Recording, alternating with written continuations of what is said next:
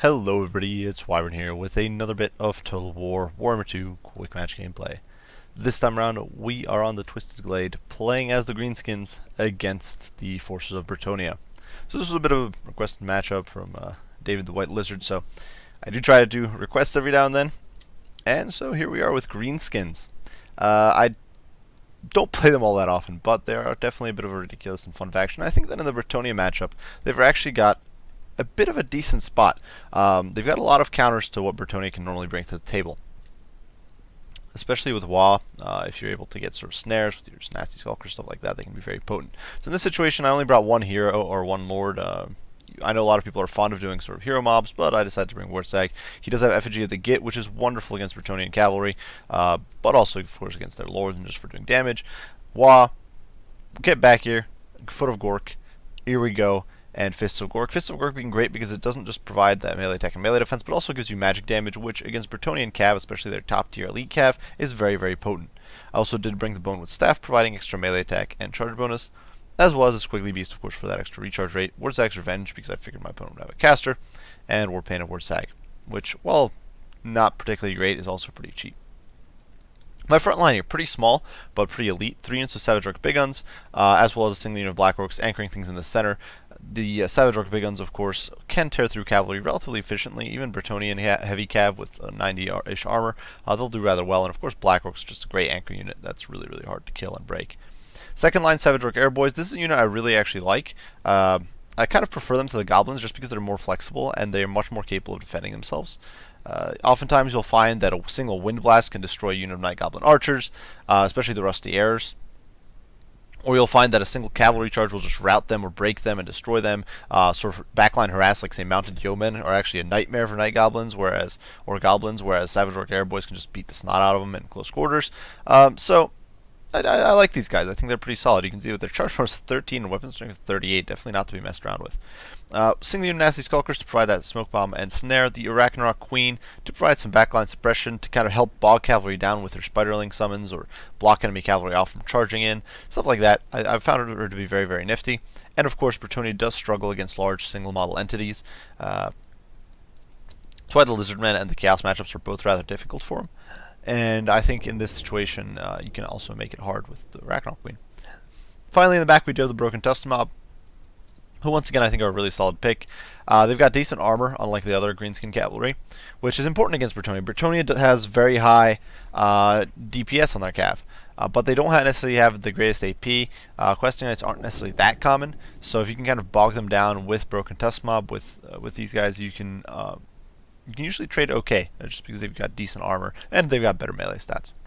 Now for my opponent's build, a little bit of an oddball, something you don't see nowadays all that often, a front line of Battle Pilgrims. Battle Pilgrims are still a decent infantry unit, but I really don't see them that much anymore. I don't know exactly how they'll trade out with Savage Orc Big Guns, but they do hit pretty hard. They do have fairly high melee attack. They've got Frenzy. They're borderline unbreakable. They've got such high leadership and Frenzy, so they're almost unbreakable. They are backed here by the Holy Wardens of Lamais and Tal, who are the regiment of renowned Battle Pilgrims. These guys are really solid as well. They do have fire and magic damage. These units used to be a staple back in Warhammer 1, but with the way combat's kind of changed in Warhammer 2, the way it's gotten a little bit less shock heavy, these guys have kind of dropped off the map, but I definitely still think they're very competitive, and we'll see how well they perform against the Savage Orcs. Obviously, Black Orcs will destroy them very handily, but against Savage Orcs, these guys might do okay. In the second line, we do have some Grail Guardians, as well as the Companions of Connell, or Connell, however you might pronounce that. These two units do provide some decent melee support. Companions of Connell, of course, can really beat down Black Orcs. Grail Guardians are just an absolute monster of an anchor unit. Even against Savage Orc Big Guns, the Savage Orcs have a less than average chance of hitting these guys. Plus, they've got 120 armor, 20% physical resist, all that beastliness, so they're really tough to deal with. The backline, 2 peasant bows, as well as a single unit of spears. The rest of the comp, though, interestingly enough, no caster. So this is something I would say is a little bit of a mistake. You usually want to bring a caster, especially as Brettonian. There are some comps, there are some gameplay options.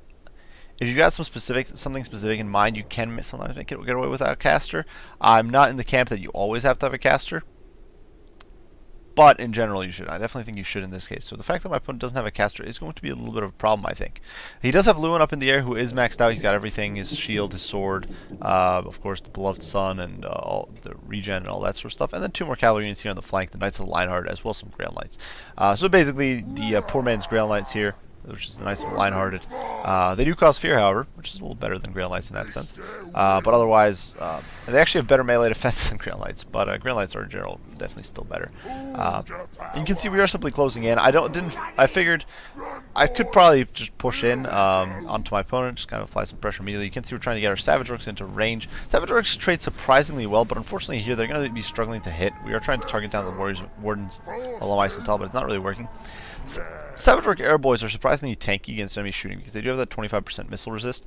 Over here on the flank, though, you can't see my opponent trying to dive in, so what I do is I counteract this charge shoot with the Knights of the Lionheart with my Broken Tusk Mob, hit them with a Fist of Gork, and then before these Gale Knights can get in, we are going to hit them with an Effigy of the Git, which is going to drop their ability to escape, and is going to prevent them from getting their charge off. You can see they actually lose 6 models. Effigy of the Git, being a Spirit Leech-esque effect, will actually shave entire models off, which is really, really nifty. And you can see at this point, Wurtzag as well as the Arachnar Queen are in here, and that is going to be really brutal for my opponent, who just has basically just lost his Knights of the Lionheart in the matter of just a few seconds. They are down to 12 models, and we do pop our Wa as the lines start to clash.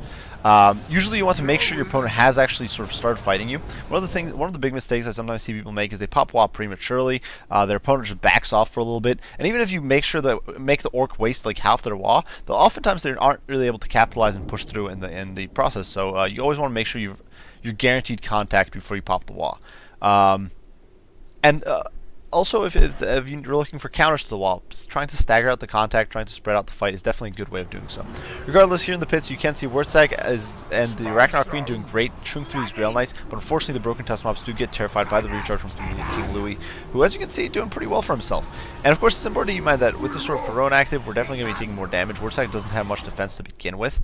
I'm trying to find him here. He's in the pits. Poor Baconator, but you can see he's down to 0 melee defense. He's incredibly squishy against someone like Lewin and the Grail Knights, and so this is really not where Wurtzag wants to be. And of course, any HP damage he takes is HP he's losing in the long run.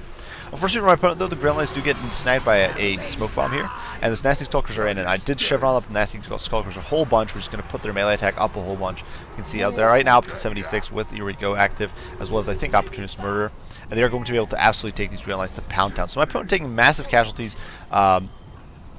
in that engagement. Unfortunately, here in the pits, you can see the situation for my opponent going much worse. I forgot to mention I had Moon Howlers camped out in the back, so apologies there. But I did swing them in from behind. They do hit my opponent's Peasant Boats, and I'm trying to sneak in on the other unit of Peasant Boats.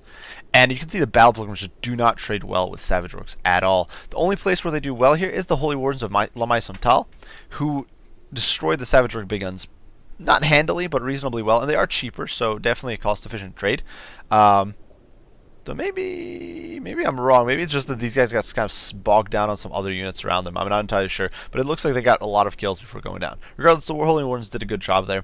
And you can see the Savage Orc Big Guns now collapsing on the periphery here. The Companions of Canel, who did a lot of damage to the Black Orcs, but got bogged down in an extended melee, are now going to get torn apart. The Battle Pilgrims, of course, not really competitive against Black Orcs. And they're going to start to fall apart. I think one of the problems with Battle Pilgrims against Savage Orcs is that while the matchup might look okay on paper, once WA procs, the Savage Orc begins to just dice through the low melee defense and low armor of the Battle Pilgrims really quickly, far faster than the Battle Pilgrims can shoot through the Savage Orcs. So you can see my opponent's army here just kind of buckling. Now granted, it's not ideal. Certainly my opponent is going to be able to sneak away here with the Grail Knights, but he has no healing, which is going to be a problem for him. But, you know, we're just simply going to let them rout. I can't pursue them. Wurtzag's too slow, and everything else is even slower. But as you can see, the center line, it's going okay. Surprisingly, despite Louis' best efforts, he's not really able to break the line here. And you can see the Savage Orc Big Guns really taking these Battle Pilgrims to Pound Town. The Moon Howlers in there getting rear charges. Of course, very nifty. And the Black Orcs just plowing through. They're up to 3 chevrons. I think they actually gained 2 in this fight. They're just pushing through. And of course, they're immune to psychology, so King Louis is not going to be able to cut the mustard.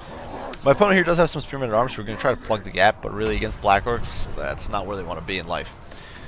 In the meantime, you can see, of course, a little bit of funniness, a little bit of showing just what the Savage Orc Airboys can do. These beat up Holy Wardens, thinking they could get away with it, decided to charge the Savage Orc Airboys, so the Savage Orc Airboys decided to bust that illusion by charging them.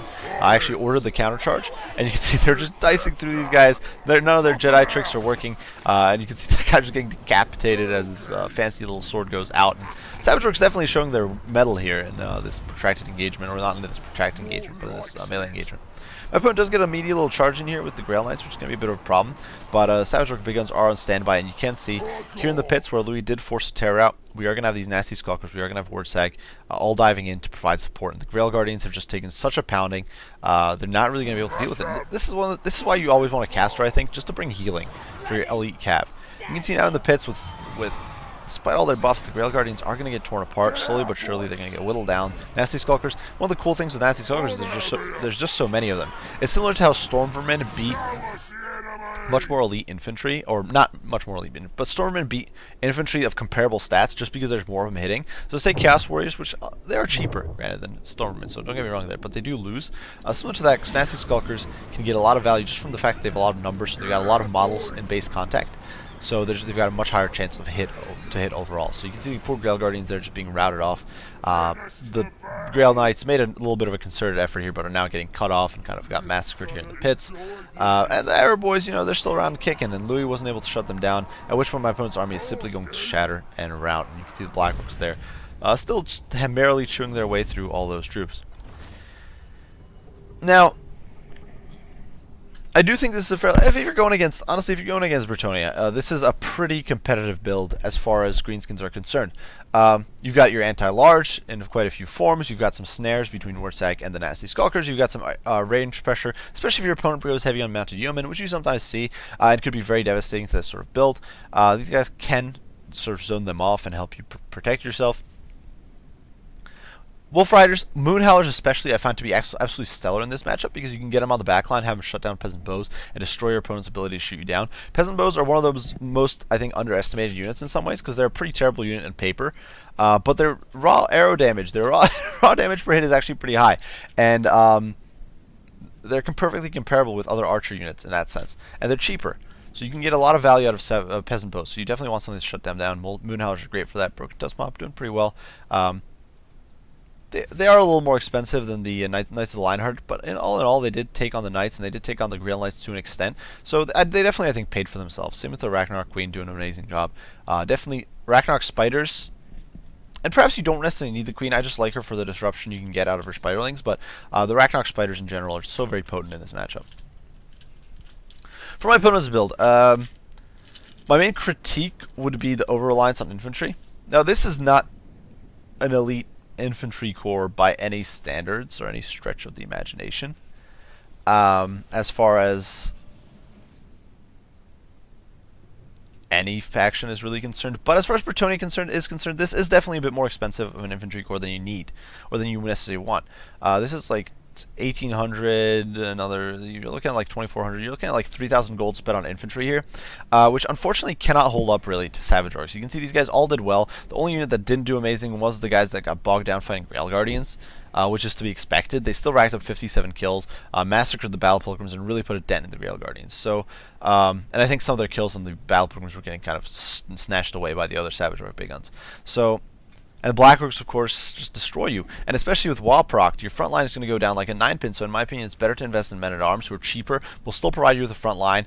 And although they break more easily against enemy units, it doesn't really matter against Orcs. Orcs aren't going to bring much fear and terror to the field to begin with. They're going to simply kill you in a matter of seconds with WoW active.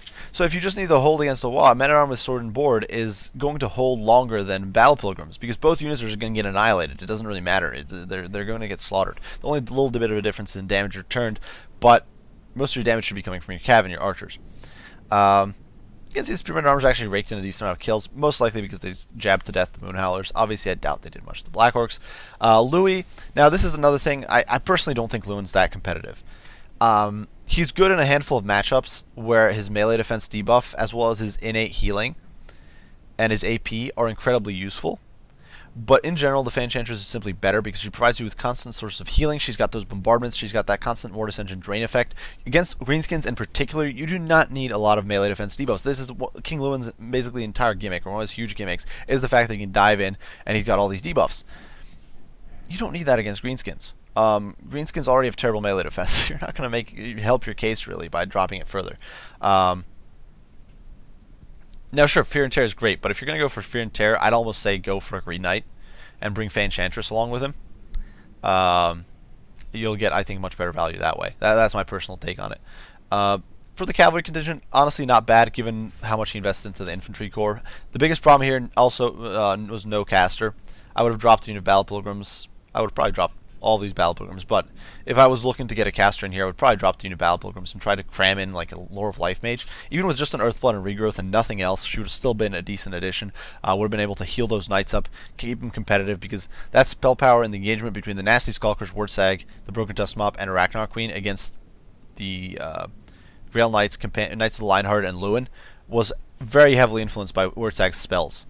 Had there been an Earthblood or Regrowth going down, that could have made a huge difference in the overall outcome of that game.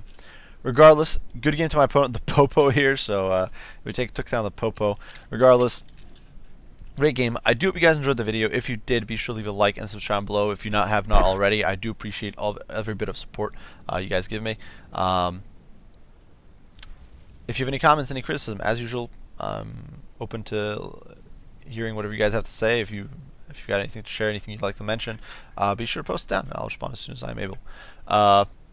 As usual, guys, I do appreciate you all for watching, and I will see you all in the next one. Bye for now.